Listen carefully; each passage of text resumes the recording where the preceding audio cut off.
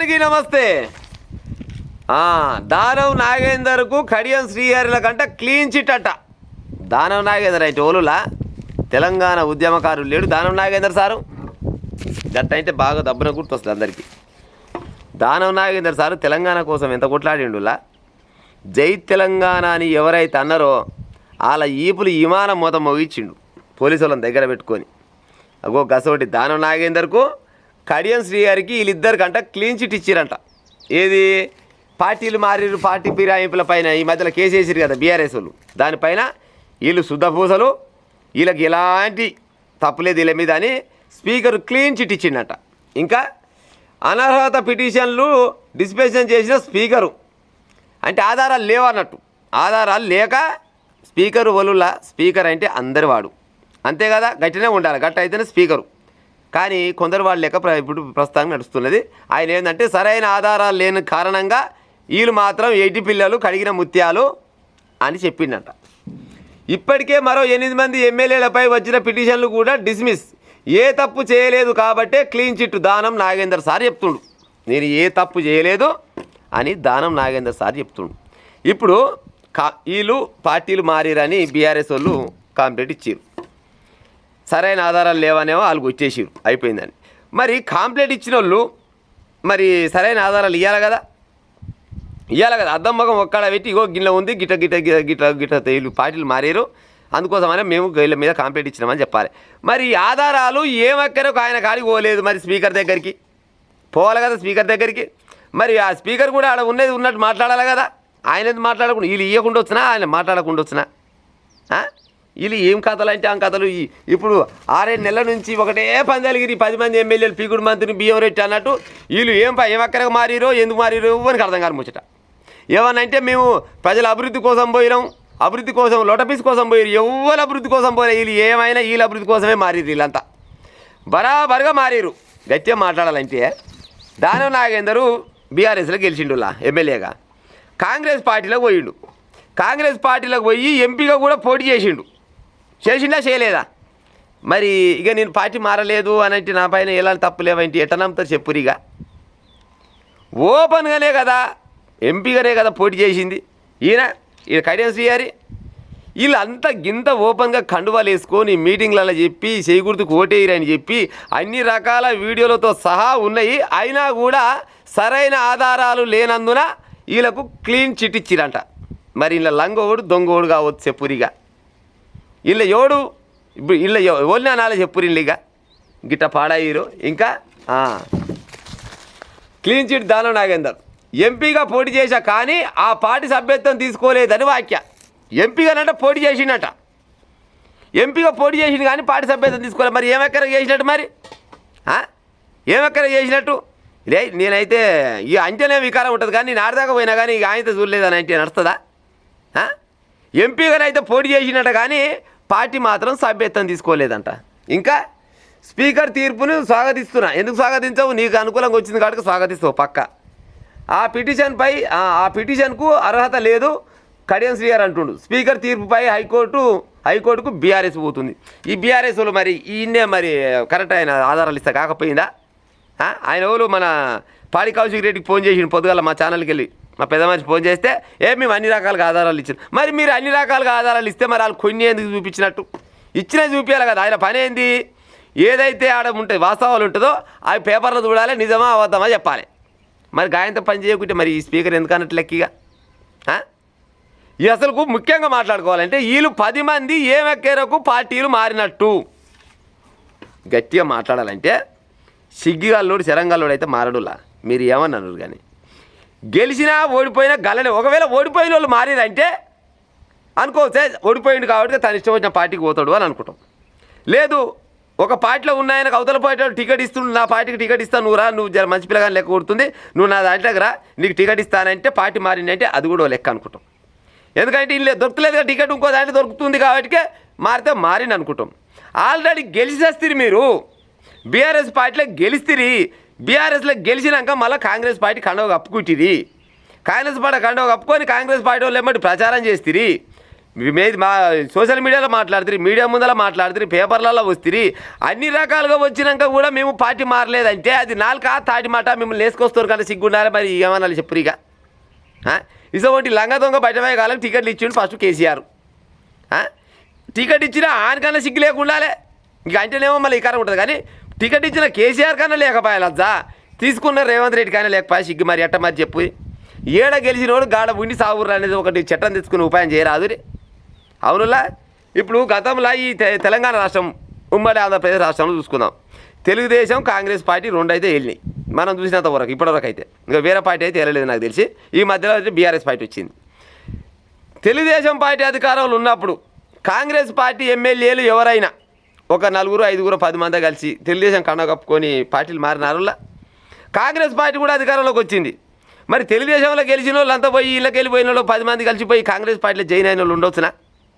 ఉన్నారా అన్న? ఉండలే. ఎందుకు ఉండలే అంటే ఎంతో కొంత విలువతోటి కూడుకున్న రాజకీయాలు ఉండే కప్పట్ల. ఇప్పుడు రాజకీయాలకు విలువలు ఉన్నాయా? ఆడు ఈ ఇంట్లో తింటాడు, అవతలింటే చేయగలుగుతాడు, ఈ ఇంట్లో తిని అవతలింటే చేయగలుగుతాడు. గసంటి రాజకీయ నాయకులు ఈ టికెట్లు ఇస్తే వాళ్ళు కూడా సిగ్గుదా పిల్లలు కూడా గసంటి వాళ్ళకే ఇస్తారు. ఎవడు లంగా దొంగ బయటవాయి కొంతమంది ఉంటారు, నేను ఉండరాను. ఎమ్మెల్యేల దాంట్లో కూడా నిజాయితీ గల వాళ్ళు కొంతమంది ఉంటారు. కానీ 90% మంది ఎమ్మెల్యేలు ఎట్లా ఉంటారంటే ఆయనకి ఎచ్చగున్న కాడ వండాలి, పచ్చగున్న కాడ తినాలి. కేసీఆర్ దగ్గర పచ్చగున్నంత కాలం మంచిగా మేసిరు, ఎచ్చగా వన్నారు. కేసీఆర్ పని అయిపోయింది, కాంగ్రెస్ పార్టీ జరంత పచ్చగా అయింది. మళ్ళీ ఇలా తిందామని వచ్చి ఇలా వందామని వచ్చిరు. మళ్ళీ నిజంగా తిందామని వచ్చినాం పందామని వచ్చినామా అని అనరు మళ్ళా. మరి మరి మీరు పార్టీలో ఉన్నట్ట పోయినట్ట? దమ్ముంటే మీరంతా రాజీనామా చేసి మళ్ళా ప్రజల మధ్యలోకి వచ్చి మాకు ఓట్లు వేయూరి, మేము గెలుస్తాము, మమ్మల్ని గెలిపిరని అనూరి వాడన్నా. తోలి చెప్పులు పాత పొరకలు చేత పట్టుకోగిటే చూడురి. ఈ 10 మంది ఏవైతే ఉన్నారో మీరు బరాబరిగా రాజీనామా చేసి ఎలక్షన్లలో ముందరికి పోరి చూద్దాం మీ సంగతి ఏందో. ఇక పోతారు లైలు పోనే పోరు. ఎందుకంటే ఒకసారి గెలిచినవే మా యొక్క వెట గెలిపించి పార్టీ చేసిరు.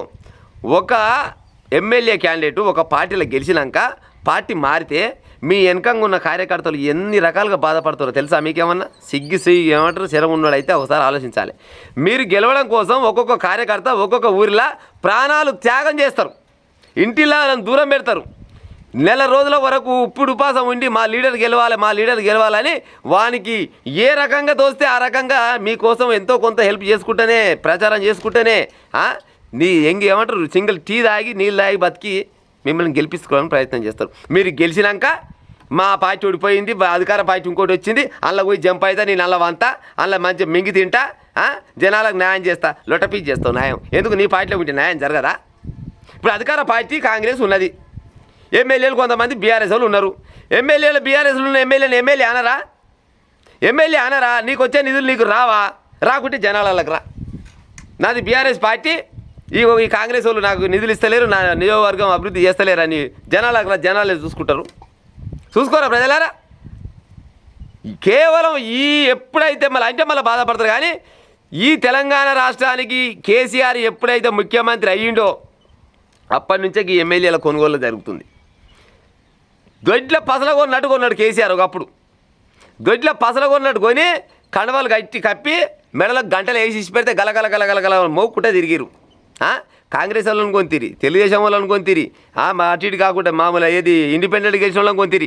మళ్ళీ ఆయన కొన్నది మీరే, మళ్ళీ వీళ్ళు పార్టీ మారితే మళ్ళీ కేసు వేసింది వీళ్ళ కథ చూడరు. ఇక మరి ఆయన మీకోనే వీళ్ళ కొని అంటే వీళ్ళు ఎందుకు మారి, వీళ్ళు ఎందుకు కొన్నారు, వీళ్ళు కాంగ్రెస్ వాళ్ళు మంచి వాళ్ళని నేను అంటలేను. వీళ్ళైనా తప్పే, వాళ్ళైనా తప్పే. తప్పు మొదలుపెట్టింది మాత్రం పక్క కేసీఆర్. బీఆర్ఎస్ ప్రభుత్వమే ఆయనలో ఈ తప్పు మొదలుపెట్టింది. మరి ఆయననే సంపూర్ణమైన మెజార్టీ ఉన్నది నీకు బీఆర్ఎస్ పార్టీకి. అయినాక కూడా ఎందుకు ఇచ్చిపెట్టలేదు? మరి తెలుగుదేశం వల్ల ఏం పని కొన్నట్టు?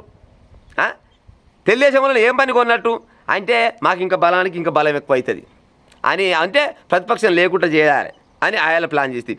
ఇవాళ రేవంత్ రెడ్డికి ఈయనకు సంపూర్ణమైన మెజార్టీ ఉన్నది, ఈయనకు ఇంకొంతోటి పనే లేదు. మరి ఈయన ఎక్కడ కొన్నాడంటే ఈయన ప్రభుత్వానికి గ్యారంటీ ఉందో లేదో, పాడైపోయి ఈడు కాబట్టి ఇంకోటన్నా నాకు సోపతిరాడా అన్నట్టు ఈయనకు ఉండే. మీ స్వార్థాలు గిట్ట పెట్టుకొని జనాలను ఇబ్బంది పెట్టేది ఎక్కడ చెప్పురి. మీకు దమ్ముంటే తెలంగాణ రాష్ట్రంలో ఉన్న, ఆంధ్రప్రదేశ్ రాష్ట్రంలో ఉన్న ఎమ్మెల్యేలు కానీ, మంత్రులు కానీ, ముఖ్యమంత్రులు కానీ ఒక చట్టం తెచ్చుకోరి. గెలిచినా ఓడిపోయినా పక్క పెట్టురి. ఒక దాంట్లో గెలిచిన ఎమ్మెల్యే ఇంకో పార్టీలకు పోకుండా ఉండేది ఒక చట్టం తెచ్చుకునే ఉపాయం చేస్తే అప్పుడు పోటీ చేస్తే గెలిస్తే అలానే పరిసావాలి 5 ఏళ్ళు. అసలు చట్టం ఏమైనా తెచ్చుకుంటారా? అసలు తెచ్చుకోరు. అమ్మో గట్టాయి తీల కట్పెట్టని ఇంతది జనాలు ఎటానా పోని మేము ఏది గెలిస్తే ఏది అధికారంలో ఉంటే గదే అధికారంలోకి పోతాం. గింత స్వార్థంతో ఉన్నప్పుడు ఏం చేస్తారు చెప్పురి. అందుకోసమనే జనాలు ఆలోచించాలి. ఎవడైతే మంచోడు ఎవడైతే చెడ్డోడు అని ఆలోచించి ఇసపోయింటి పార్టీలు మారుతోళ్ళు మళ్ళీ ఇవ్వాలంటే అయింది. ఇంకా ఇవ్వాలి కాబట్టి ఇంకా రేపన్నాడు కూడా మళ్ళీ పోటీకి మళ్ళీ వీళ్ళే వస్తారు. ఆ కాంగ్రెస్లోకి వెళ్ళైనా బీఆర్ఎస్లోకి వెళ్ళైనా బీజేపీలోకి వెళ్ళైనా వీళ్ళే తిరుగుతుంటారు. వీళ్ళే ఇళ్ళకి అల్ల దుంకుతాడు, వాడు ఇళ్ళ దుంకుతాడు, ఈడు అల్ల దుంకుతాడు, మొత్తం వీళ్ళే ఉంటారు. మరి ఒక్కని గల్ల పట్టుకొని ఒక్క పాత చెప్పు చేతులు పట్టుకొని బిడ్డ నువ్వు పలానప్పుడు కాంగ్రెస్ పార్టీలో ఉంటివి, మరి ఇవాళ బీఆర్ఎస్కి ఎందుకు వచ్చినావురా? లేదు నువ్వు బీఆర్ఎస్లో ఉంటివి ఇవాళ బీజేపీకి ఎందుకు పోయినావురా? నువ్వు బీజేపీలో ఉంటివి బీజేపీలోకి వెళ్ళి మరి గిల్లకి ఎందుకు వచ్చినావురా గెలిచినాక అని ఎవరన్నా ఒకరు గల్ల పట్టుకొని తోలిచేపు చేతులు పట్టుకొని ఒక చిన్నపాటి వీడియో తీస్తే ఈ తెలంగాణ రాష్ట్రంలో ఆంధ్రప్రదేశ్ రాష్ట్రంలో బాహుబలి సినిమాలో యాక్టర్ లేడు, ప్రభాస్ లేడు, అంతకంటే టాప్ అవుతారు మీరు. ఆ పని చేసే దమ్మోలు కన్నా ఉందా? ఆ పని చేయరు. ఫస్ట్ ఎవడైనా గెలిచిన ఎమ్మెల్యే కనుక పార్టీ మారుతానంటే గల్ల పట్టుకొని పాత చెప్పు చేతులు పట్టుకొని నువ్వు ఎందుకు మారుతున్నావు చెప్పురా, నువ్వేమక్కర మారుతున్నావు, నీకు ఏమో ఇప్పుడు అమృతలేదు అనిపోతున్నావు అని ఏ ఒక్కరన్నా నిలదీస్తే నిజమైన హీరోలు అంటే మీరే అవుతారు. మార్పు ఆడ కావాలి, ఈడ కావాలి, ఎక్కడో కావాలి, ఈడ కాదు. ఫస్ట్ నీలో నువ్వు మార్పు చేసుకో. నిన్ను నువ్వు మార్చుకుంటే తర్వాత అందరిని మార్చే ఉపాయం చేయొచ్చు. కానీ ఇక్కడ జనాలు మారరు, వీళ్ళు మారరు. ఎట మారి పాడవుతారు. వాళ్ళకేమో పైసలు కావాలి, వీళ్ళకేమో ఓట్లు వేసినాడు వీళ్ళకి పైసలు కావాలి. గిట్ట చేసినాక ఇవ్వాలంటాడు ఈయనంటాడు క్లీన్ చిట్ ఇచ్చిండంట.